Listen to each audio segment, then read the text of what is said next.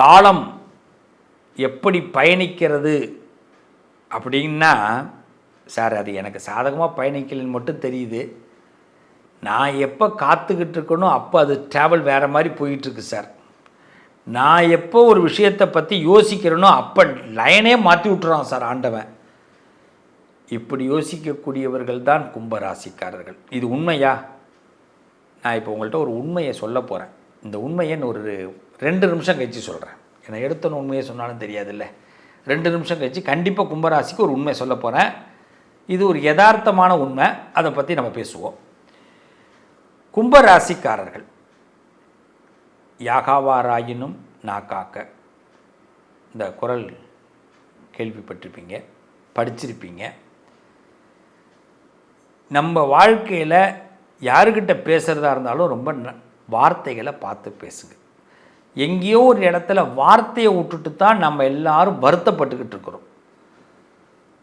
ஒருத்தவனை திருத்தறதுக்கான முயற்சியை நம்ம பண்ணக்கூடாது.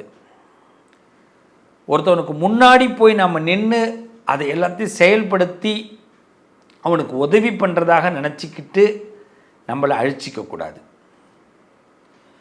பொறுமையாக போங்க. கடந்து போகிறத விட, காலத்தோடு போகிறத விட கடந்து போங்க, தப்பு இல்லை. ஏன்னா நம்ம பாராட்டு வாங்கணும்னு நீங்கள் நினச்சி எந்த காரியத்தை செஞ்சாலும் அங்கே எதிரி உருவாகிறான். உங்களுக்கு எதிரி எப்படி உருவாகிறான்? நீங்கள் நல்லது நினைக்கணும், நல்லது நடக்கணும், அது கரெக்டாக நடக்கணும், பர்ஃபெக்டாக இருக்கணும்னு நினச்சிங்கன்னா எதிரி உருவாயிடுவான். இந்த கும்பராசினா அதிகமாக ஓசிடி ப்ராப்ளம்னு ஒன்று சொல்லுவாங்க, அது இருக்கும். கும்பராசிக்கு ஓசிடி ப்ராப்ளம் இருக்கும். கும்பம் ஓசிடி ப்ராப்ளம் இப்படி எடுத்துக்கலாம்.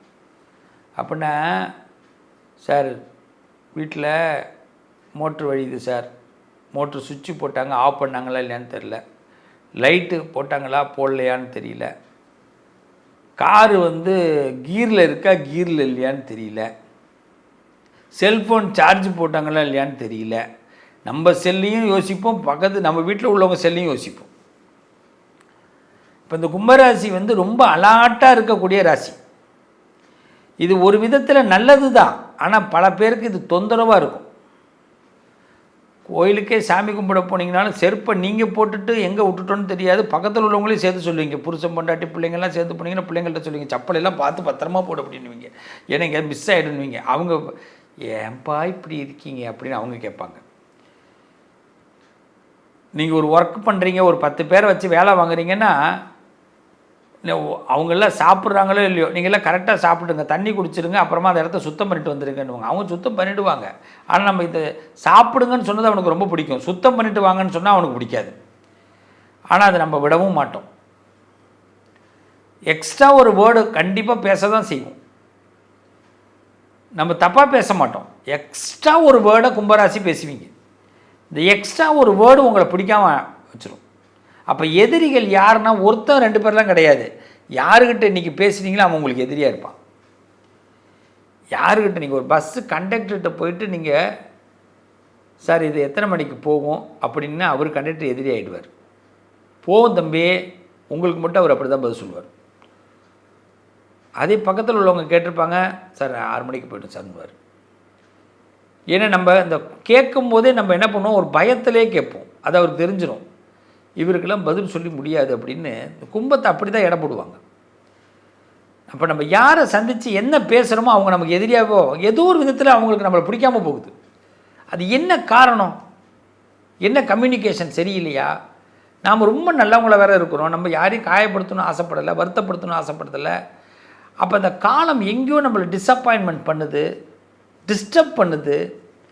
இந்த இடைஞ்சலாம் இவ்வளோ இடைஞ்சல்களையும் சந்திச்சுக்கிட்டு இந்த வாழ்க்கை என்னடா வாழ்க்கை, ஏண்டா வாழ்கிறோம் அப்படின்னு கூட சில பேருக்கு தோணும். இப்போ ஜாதகத்தை எடுத்துக்கங்க.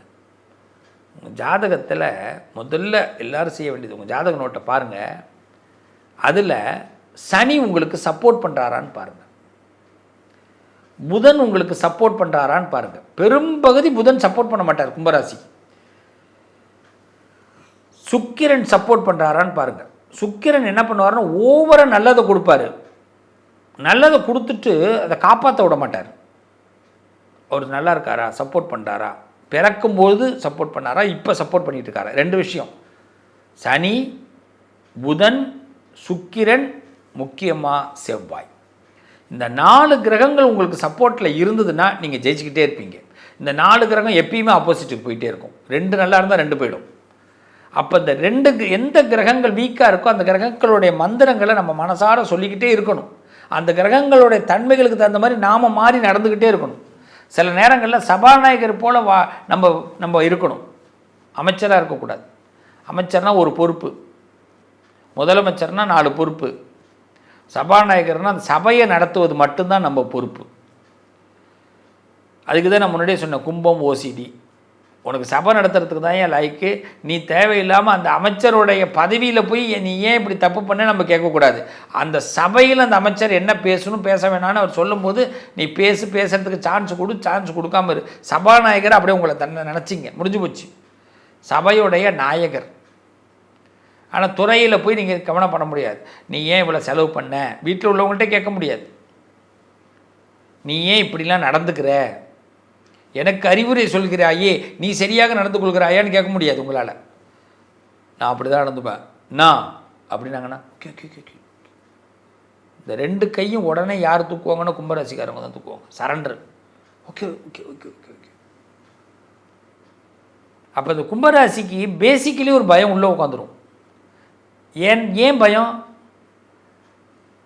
புண்ணியம் இல்லையா பேசி நாங்கள் பட்டு நாங்கள் திரும்பி தப்பு பண்ண விரும்பலை. ஆனால் மனசு கேட்க மாட்டேங்குது, அடிச்சுக்குது. அதனால் இந்த ஓசிடி ப்ராப்ளம். அதனால் இந்த குடும்பத்தில் எல்லோரும் நல்லா இருக்கணும். ஏன் செருப்பு காணா போகுதோ இல்லையோ அவன் செருப்பு காணா போயிடக்கூடாதுன்னு நினைக்கக்கூடிய நல்ல மனசு சார். இந்த நல்ல மனசு உள்ளவங்களாம் கஷ்டம் தான் படுவாங்க பிள்ளைக்கு. நம்ம ஆரம்பிக்கும் போது ஒன்று சொல்கிறேன், நீங்களே ஏன் சொல்லலைன்னு இப்போ கேட்குறீங்கல்ல, ஞாபகம் ரொம்ப நாளைக்கு அதை ட்ரை பண்ணிகிட்டு இருப்பீங்கள்ல. ராத்திரி 9 மணி இப்போ இந்த ஷூட் எடுக்கும்போது டைம் வந்து 9:40. இப்போ மட்டும் கரெக்டாக கவுளி அடிக்கும். எல்லா ராசிக்கும் எடுத்துகிட்டு வந்தேன். கும்பராசி ஆரம்பிக்கும் போது கரண்ட்டு போயிட்டு 10 நிமிஷம் உட்காந்து நான் விடலை. ஏசி வேறு இல்லையா, ஏசி இல்லைன்னா வேர்க்க ஆரம்பிச்சிடும். அப்புறமா ஃபேனை போட்டுனே உட்காந்துருந்தேன். இந்த இன்வெர்ட்டரில் ஃபேன், நீங்கள் ஒன்றே கரண்ட் இல்லையே ஃபேன் எப்படி போட்டிங்கன்னு கேட்கக்கூடாது. இன்வெர்ட்டர் ஃபேன்லேயே உட்காந்துருந்தேன் 10 நிமிஷம் பொறுமை. நான் இறங்கலை, ஷூட்டை கேன்சல் பண்ணலை. உட்காருவோம், கும்பத்துக்கு சொல்லாமல் யாருக்கு சொல்ல போகிறோம், உட்கார். கும்பத்துக்கு உட்காந்து ஆரம்பித்தேன். டக்குன்னு பார்த்தா முன்னாடி அந்த கேமரா பக்கத்தில் ஒரு நூல் இருந்திருக்கு, அதாவது ஒரு ஒயர். அந்த ஒயரு கொஞ்சம் ஆடிடுச்சு, கேமரா மாறிட்டு. உடனே அதை கட் பண்ணிவிட்டு திருப்பி அடுத்த வீடியோ.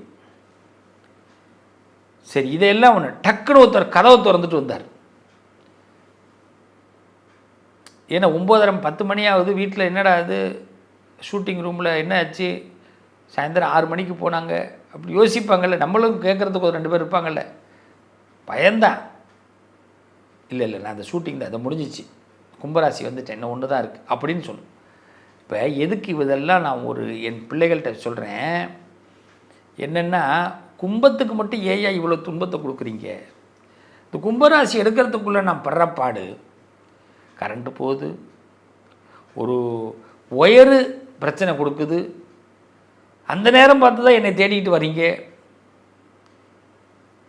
எவ்வளவு மனுஷ கஷ்டத்தை. அதுக்கு தான் சொன்னேன், ஒரு ராசிக்கு ஒரு பலன் சொல்கிறதுக்கு கூட இந்த ராசிக்கு எவ்வளோ நான் போராட வேண்டியதாக இருக்குது.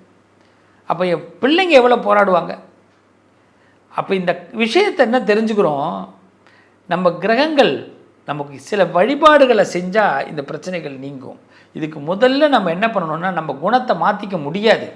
நம்ம சிலர் விஷயங்களை யோசிக்கிறோம் பார்த்தீங்களா, முன்கூட்டி யோசிக்கிறோம் பார்த்தீங்களா, அதை மாற்றிக்கவே முடியாது. மாற்றிக்காதீங்க.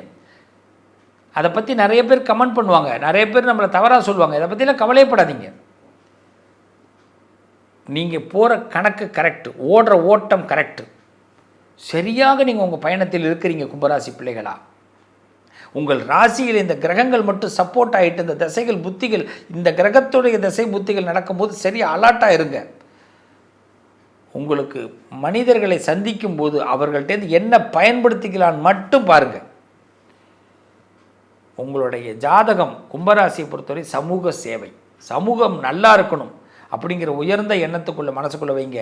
எவ்வளோ கஷ்டம் வந்தாலும் அதை ஏற்றுக்கலாம்னு நினைங்க, கஷ்டமே இனிமேல் வராது.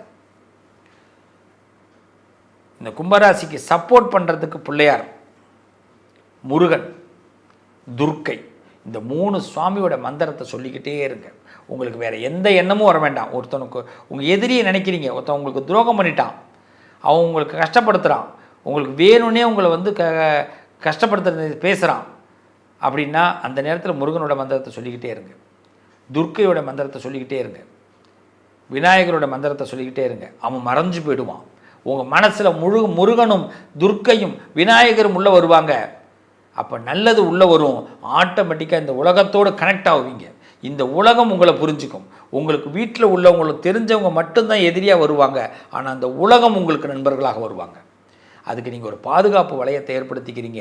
அது மந்திரம்ங்கிற பாதுகாப்பு வளையம். இந்த மந்திரம்ங்கிற பாதுகாப்பு வளையத்தை ஏற்படுத்திக்கும் போது நம்ம அறிவு திறமை வெளிப்படுத்தப்படும். நமக்கு இருக்கிற எதிரிகள் அவங்களோட கொட்டங்கள் அடங்கும். நம்ம அவங்கள அடக்கிறது நம்மளோட வேலை இல்லை. எதிரிகளுக்கும் உதவி பண்ணுறது தான் கும்பத்துடைய வேலை. எவ்வளவு சிரமம் வந்தாலும், எவ்வளோ வருத்தம் வந்தாலும், எவ்வளவு தடைகள் வந்தாலும் அதை மீறி கும்பம் மற்றவர்களோடு கனெக்டிங்கில் இருக்கும். ஏன்னா இன்றைக்கி ஒன்று நல்லா தெரிஞ்சுங்க, கும்பராசிக்காரர்களால் பிரிவை சந்திக்க முடியாது. 1000 பேசிடுவோம். ஒரு பிரிவுங்கிறது மிகப்பெரிய வலி.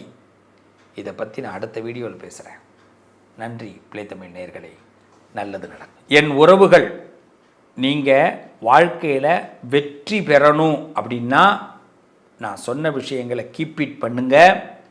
நிச்சயம் உங்களோடு நான் நிழலாக இருப்பேன். இந்த பிள்ளைத்தமிழ் உங்களுக்கு ஒரு முன்னேற்றத்தை கொடுக்கக்கூடிய ஒரு சேனல். உங்கள் லைஃப்பில் என்றைக்கு கஷ்டம் வருதோ, என்றைக்கு ஒரு வருத்தம் வருதோ, இந்த பிள்ளைத்தமிழ் அந்த இடத்துல நீங்கள் பிள்ளைத்தமிழ் பார்த்துக்கிட்டு இருப்பீங்க. அன்றைக்கி அந்த சிவஸ்ரீயை பார்த்துக்கிட்டு இருப்பீங்க. இந்த பிரபஞ்சம், இந்த கடவுள், நீங்கள் நம்புகிற சாமி, இந்த பிள்ளைத்தமிழ், இந்த சிவஸ்ரீ உங்களோட கனெக்டில் கொடுத்துக்கிட்டே இருப்பாங்க. என்றைக்குமே நான் சொல்லுவேன், என்கிட்ட ஜாதகம் பார்க்குற பிள்ளைகளுக்கு நான் சொல்கிற ஒரு வார்த்தை, என்ன கேள்வியோ என்கிட்ட கேளு, நான் கொஞ்சம் ஓப்பனாக தான் பேசுவேன். அந்த பதில் உனக்கு பிடிக்குதோ பிடிக்கலையோ அதை படி நீ கேளு, போதும். சும்மா நீ எப்படி நடந்தது, ஏன் அப்படி வந்தது, அது வேணாம். என்கிட்ட பிரசன்னம்தான். நான் ஜாதகம் பார்க்கும்போதே பிரசன்னம்தான் சொல்கிறது. உனக்கு இது நடக்கும், இந்த இடத்துல இப்படி போ, இவன் நம்பு, இவன் நம்பாத. அது ஒரு குறிப்பிட்ட காலம், அந்த காலம் வரைக்கும் சொல்லுவேன். அந்த காலம் வரைக்கும் நீங்கள் அதை கேட்டு கரெக்டாக இருந்துட்டு அதுக்கு அடுத்தது நீங்கள் நினைக்கிறத நடத்த முடியும். என்கிட்ட பரிகாரமே நான் சொல்ல மாட்டேன். குறுக்கு வழியே நம்மள்கிட்ட கிடையாது. நேர்த்தி கடன் மட்டும்தான். கடவுள் என்ன சொல்கிறாரு, அந்த காலத்தில் பெரியவங்க என்ன சொல்லி கொடுத்துருக்குறாங்க, நீ என்ன நினைக்கிறியோ அது நடந்துட்டா, ஆண்டவா, என் குலதெய்வமே, என் இஷ்ட தெய்வமே, நான் உனக்கு இதை செய்கிறேன், தீ மிதிக்கிறேன், முடி காணிக்க கொடுக்குறேன், இந்த பணம் போடுற உண்டியல்ல, ஏதோ ஒன்று நேர்த்தி கடன் பண்ணுவாங்க. நேர்ந்துக்கிறதுன்னு பேர். அவ்வளோதான். இது நடந்துட்டா இதை செய்கிறேன்னு. என்றைக்குமே கடவுளுக்கு முன்னாடி கொடுத்துட்டு போய் கேட்கக்கூடாது. அது பேர் கடவுள் கிடையாது. மனுஷன் வேறு, கடவுள் வேறு.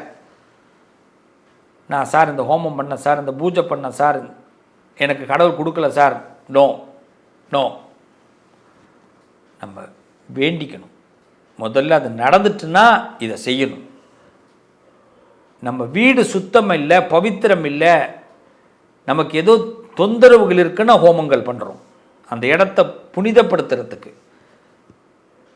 ரெண்டுமே வெவ்வேறு விஷயங்கள். நீ நினைக்கிறது நடக்கணும் அப்படின்னா நேர்ந்துக்கணும். ஏதாவது ஒரு விஷயத்தை நேர்ந்துக்குங்க. கடவுளுக்கு கண்டிப்பாக நடக்கும். நான் ஜோதிடம் சொல்லும்போது அந்த வார்த்தை தான் அதிகமாக சொல்கிறது. அதுமாரி நான் 2 வார்த்தை தான் உங்களுக்கு சொல்கிறேன்னா அந்த வார்த்தை போதும். நீ போ, நல்லா இருப்ப. அவங்ககிட்ட பேசாத, வேண்டாம், தவிர்த்துரு. இதை கேட்கணும். என்றைக்குமே குரு அப்படி தான். நான் என்றைக்கும் உங்களுக்கு குருவாக இருப்பேன்.